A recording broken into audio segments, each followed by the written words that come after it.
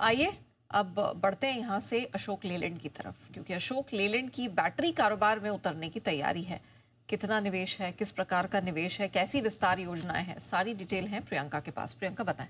बिल्कुल आन्या, कल इनकी कॉन कॉल हुई थी मार्केटास के बाद, जिसके बाद उन्होंने कई सारी बातें हाईलाइट की हैं। हालांकि मंथ एंड पर जो सेल्स वॉल्यूम आए उसी के साथ उन्होंने केपिक्स के अनाउंसमेंट्स तो की थी, लेकिन कल डिटेल्स जो आई हैं उसमें लिथियम बैटरी पैक मैन्युफैक्चरिंग में कंपनी उतरेगी और अगले 2 से 3 साल के लिए लगभग 3 से 6 हज़ार करोड़ का अपनी ईवी कैपेबिलिटीज को स्ट्रेंथन करने के लिए कंपनी इन्वेस्ट करने वाली है, जिसमें ये battery material, recycling, battery management system, advance manufacturing पर फोकस करने वाली है। इनफैक्ट एक और चीज इन्होंने टाई अप किया है, वो है सेल इंपोर्ट के लिए चाइना के कैल्ब ग्रुप के साथ एक्सक्लूसिव पार्टनरशिप की है।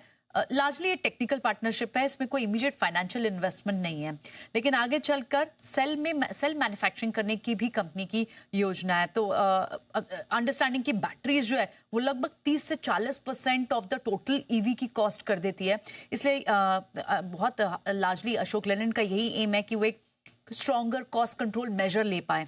अब इस सेक्टर में ही अगर आप देखें, इस पर्टिकुलर ईवी इकोसिस्टम पर इन्होंने अपने 10 ईयर का जो रोड मैप पहले बताया था उसमें लगभग 5,000 करोड़ तक का 50,000 करोड़ तक का निवेश करने की बात की थी। और अभी फिलहाल जो है इनिशियल इन्वेस्टमेंट जो है, सॉरी, 5,000 करोड़ की इन्वेस्टमेंट की थी। 2 से 3 इयर्स के लिए अभी 3,000 to 6,000 करोड़ जो है ये इमीडिएट इन्वेस्ट करने वाले हैं इस पर्टिकुलर डिवीजन के लिए। अब इसकी कमर्शलाइजेशन की टाइमलाइन क्या होगी? CY27 यानी कैलेंडर ईयर 27 के फर्स्ट हाफ में इसका प्रोडक्शन शुरू होगा। शुरुआत में सिर्फ ये कैप्टिव यूज के लिए, यानी अशोक लेलैंड अपने लिए या फिर अपनी जो सब्सिडरीज है उनके लिए ही करना चाहेगी। बाद में ये बाहर बेच सकती है, PV segment, 2V, 3 wheeler segment या फिर नॉन ऑटो सेगमेंट्स तक भी एक्सपेंशन करेगी।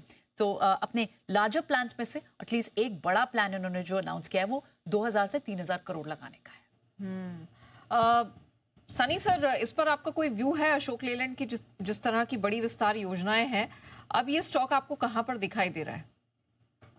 Yeah, definitely. I think internal captive consumption के लिए predominantly प्लांट लगेगा अशोक लेलैंड का फॉर बैटरी। बट अगर अदरवाइज अगर आप एमएससीवी और एलसीवी सेगमेंट देखें तो वहाँ कहीं ना कहीं कंपनी ने गाइड भी किया है कि मिड सिंगल डिजिट की कहीं ना कहीं वॉल्यूम ग्रोथ देखने मिल सकती है फुल ईयर FY26 में। व्यू कंस्ट्रक्टिव रहेगा। लगता है कि सेकंड हाफ कमर्शियल व्हीकल के लिए बेहतर रहना चाहिए in terms of volume growth, and Ashok Leyland being one of the market leader should benefit out of that. हमें लगता है कि फेयर वैल्यू कंपनी का तकरीबन 145-150 का है। Keeping that in mind one can approach Ashok Leyland.